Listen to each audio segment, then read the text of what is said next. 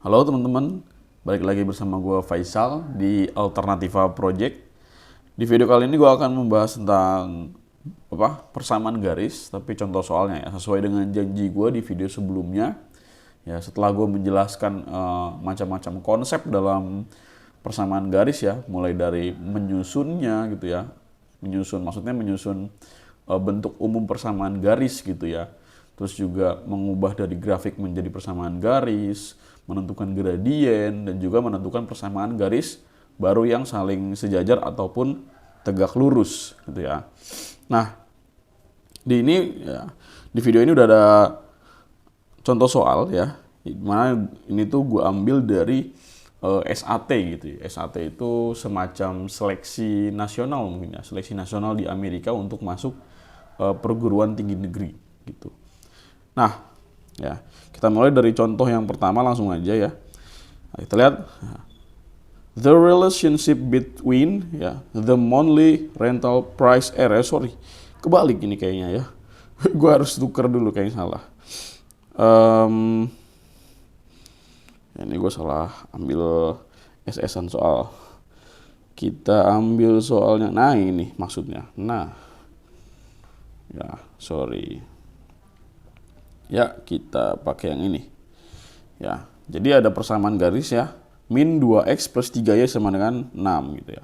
In the xy plane ya, atau pada bidang xy ya, the graph of which of the following equations is perpendicular to the graph of the equation above gitu ya. Jadi kita diminta untuk mencari persamaan garis baru yang perpendicular, atau artinya adalah ini gue tulis artinya ya. Artinya itu tegak lurus. Ya. Jadi kita diminta untuk mencari persamaan garis baru yang tegak lurus terhadap persamaan garis yang ada pada soal. Ya, jadi kita seperti biasa ya, kita ubah ke dalam bentuk umum. Jadi min 2x plus 3y sama dengan 6. Lalu 3y sama dengan ya 2x plus 6.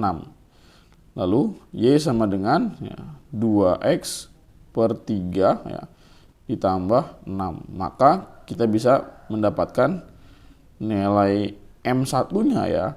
M1-nya itu adalah 2 per 3. Karena yang ditanyakan adalah tegak lurus ya, seperti yang udah kita pelajari pada video sebelumnya ya.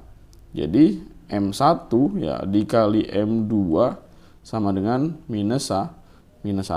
Jadi M1-nya adalah 2 per 3 kali M2 sama dengan minus 1. Maka M2 adalah min 3 per 2. Nah, untuk membuat persamaan garis baru, ya, persamaan garis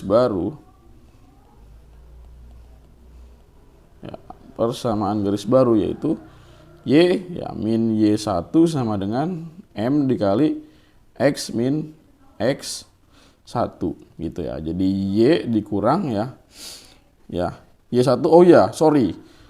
Ini kita tidak diberitahu ya teman-teman ya. Kita tidak diberitahu titiknya, dia melewati titik mana gitu. Tapi yang jelas ya kita mencari ya dari A sampai D mana yang memiliki nilai gradien min 3 per 2. Oke, langsung aja kita eksekusi.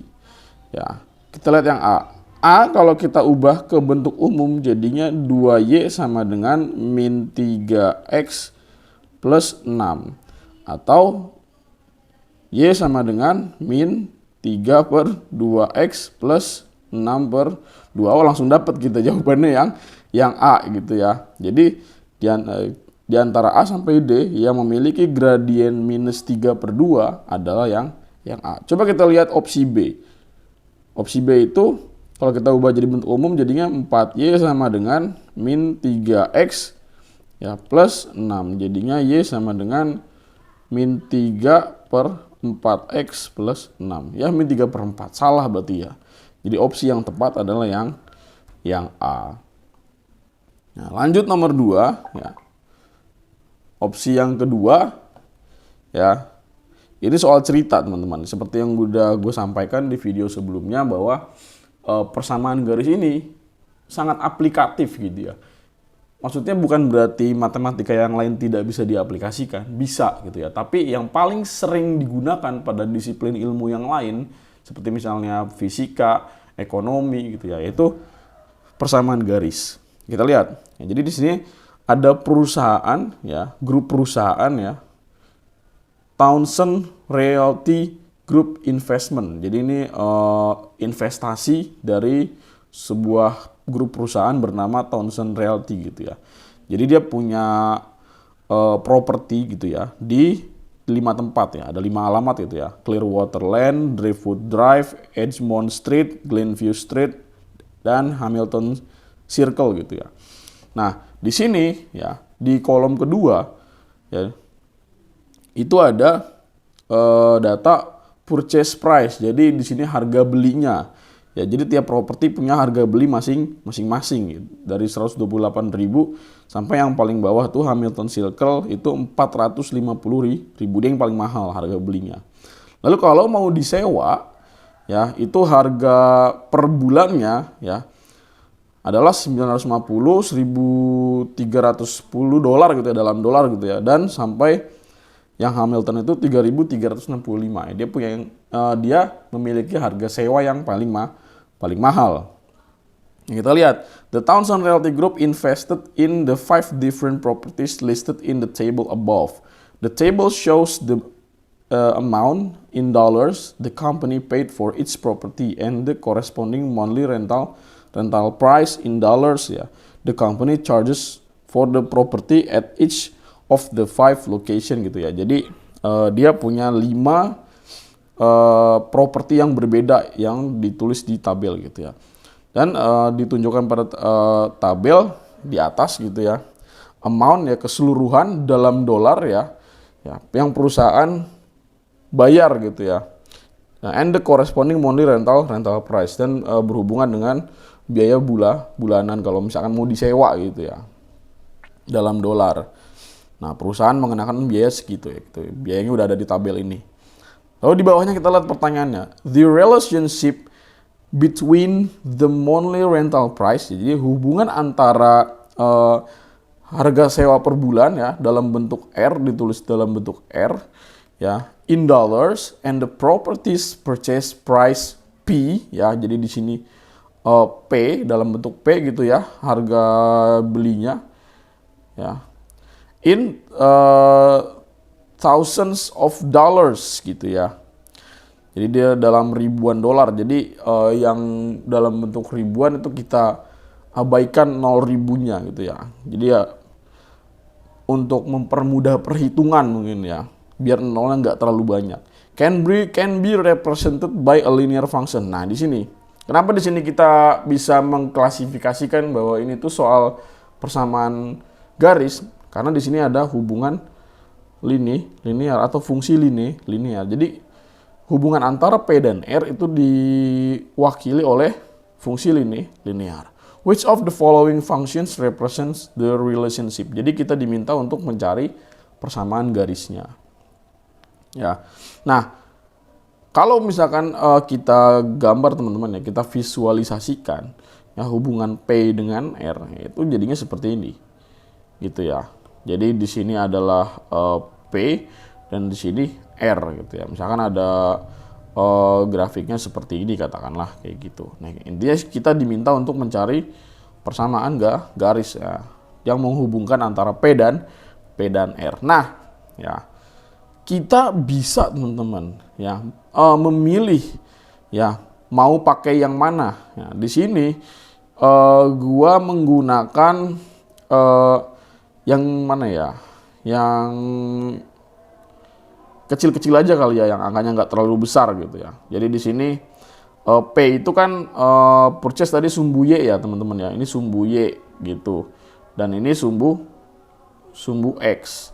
Jadi di sini kita anggap di sini adalah ini P1, di sini adalah R1. Lalu kemudian ini P2 ya. Ini kita anggap sebagai R2. Gitu ya. Nah, kan kita udah pelajari teman-teman ya, cara membuat persamaan garis ya dari grafik ataupun kita juga bisa pakai tabel gitu ya.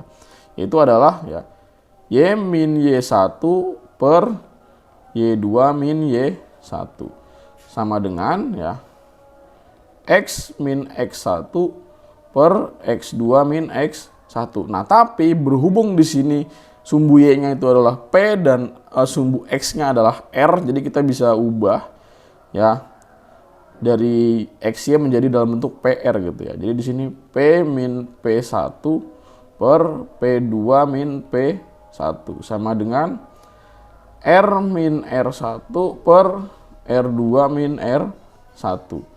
Kita masukkan ya, P min P1 berapa di sini? 128.000. Nah, tapi di sini ribunya atau 03 di belakangnya kita abaikan. Jadi di sini 128 aja kita tulis. Per ya. P2-nya berapa? P2-nya 70.000. Jadi kita tulis 70 aja. Jadi 70 dikurang 128 sama dengan R min ya R1 berapa tadi? 950 min ya 950 dikurang ya R2-nya 515. Nah, langsung kita kurangkan aja teman-teman ya. P min 128 per ya 70 dikurang 128 berapa? Minus 58 sama dengan R min 950 per ya. Jadi ini 950 kita kurang dengan 515 adalah 435. Nah, kita bisa kalikan silang ya. Jadinya min 58 dikali R min 950 sama dengan 435 dikali P min 128. Nah, kira-kira yang depannya bisa kita bagi kan ini? Min 58 dengan 435. Kita coba ya, 435 dibagi dengan 58. Oh, ada hasilnya 7,5. Ya, jadi di sini kedua ruas kita bagi dengan minus 58 ya. Jadinya R min 950 sama dengan 435 dibagi dengan minus 58 dikali P min 128. Jadi hasilnya adalah R min 950 sama dengan minus 7,5 dikali P min 128. Ya, di sini kan kita dalam bentuk R teman-teman ya. Dalam bentuk P tapi yang ditanyain R-nya gitu ya. Maka kedua ruas kita jumlahkan dengan 950. Jadi R ya sama dengan ya min 7,5 dikali P min 128 plus 950. Maka R sama dengan ya kita kalikan distributif ya 7,5 P ya plus ya 7,5 dikali 128 yaitu 960 plus 950 ya. Oh sorry, something wrong, sepertinya ada yang salah. Gimana ya? Gue udah menemukan di mana letak kesalahannya. Ya harusnya ini adalah negatif ya, bukan seperti ini. Kebalik nih cuy. Jadi ini 515 ya, karena di sini R2-nya kan 515 ya. Dikurang 950 gitu ya. Jadi di sini tadi 70 dikurang 128 itu adalah minus 58 ya. Terus 515 dikurang dengan 950 adalah minus 435. Oke. Terus ini tadi ini coret sisa 1, ini coret sisa 7,5. Lalu kali silang ya. Jadinya R min 950 sama dengan 7,5 dikali P min 128. Ya. Jadinya R min 950 sama dengan ya perkalian distributif jadinya 7,5P min 960. Lalu kedua ruas kita tambahkan dengan 950 jadinya R sama dengan 7,5P min 960 tambah 950. Maka R sama dengan 7,5P min 10 gitu. Ya, ada gak? Ada, yaitu yang D. Sorry guys, D salah tadi. Ya, intinya seperti itu. Ya, kita bisa menggunakan persamaan garis kalau ada kata kunci yaitu linear function ataupun fungsi linear ya. Ini dalam bahasa Inggris. Kalau dalam bahasa Indonesia tadi ya fungsi linear. Kalau misalkan ada kata kunci di soal ya, soal cerita panjang, terus ada kata-kata fungsi linear ya, berarti itu pakai persamaan garis kayak gitu. Lalu yang terakhir ya, Salim wants to purchase tickets from a vendor to watch a tennis match. Jadi Salim pengen beli tiket dari sebuah vendor untuk menonton tenis ya, atau pertandingan tenis.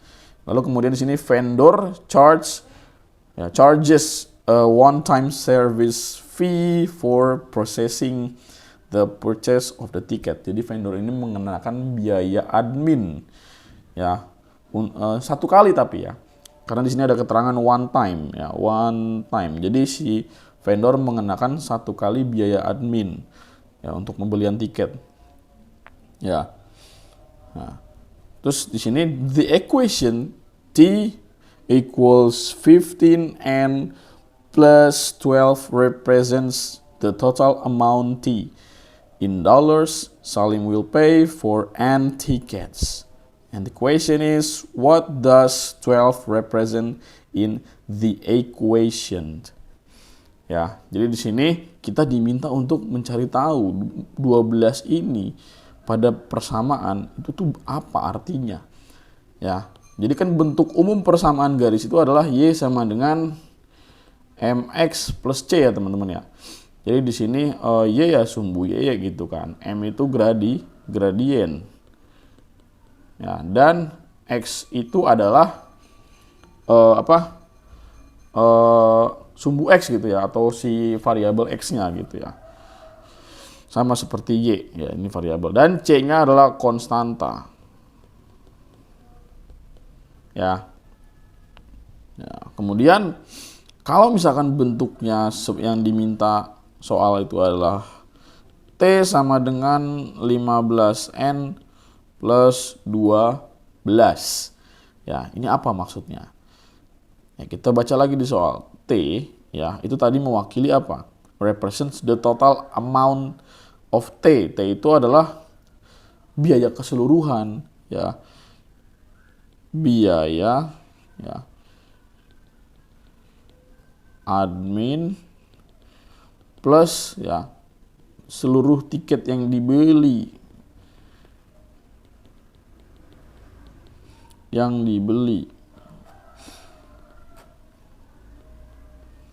Ya. Lalu kemudian N itu adalah jumlah tiket. Dan 15 itu apa? Nah, 15 itu adalah ya. Tadi N itu jumlah tiket yang akan dibeli ya, yang akan dibeli. Nah, terus 15 itu apa? Nah, 15 itu adalah harga satu tiketnya. Ya, harga per tiket. Nah, lalu 12 itu apa? Nah, sekarang gini teman-teman. Ya, 12 itu kan dia tidak terikat dengan variabel apapun. Ya, atau dia berperan sebagai apa?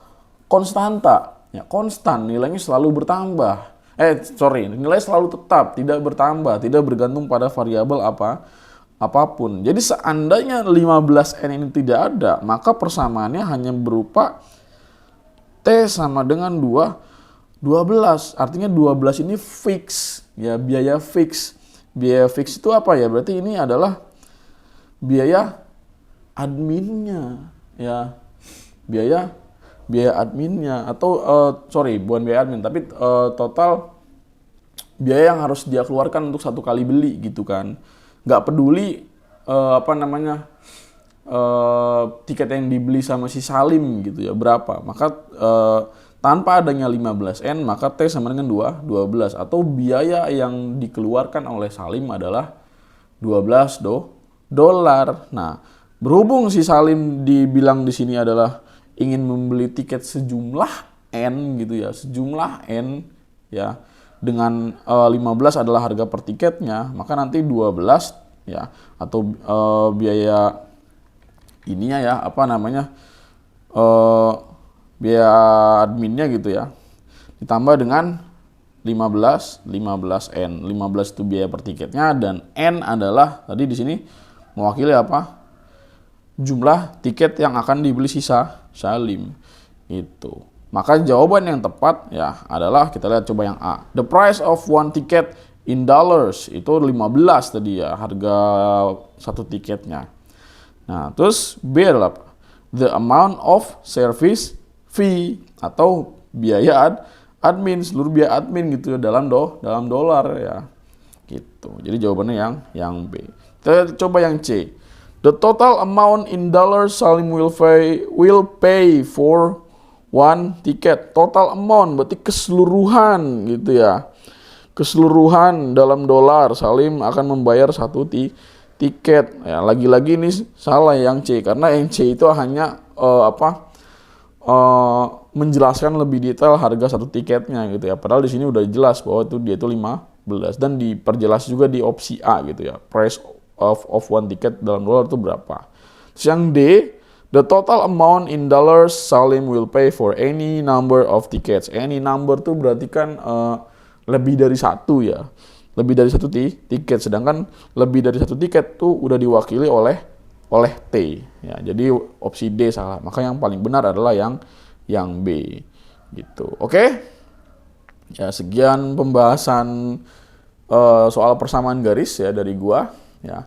Jangan lupa like, comment, and subscribe ya. Komen sih yang paling penting, kalau misalkan nanti ada salah ya bisa gue perbaiki gitu teman-teman ya.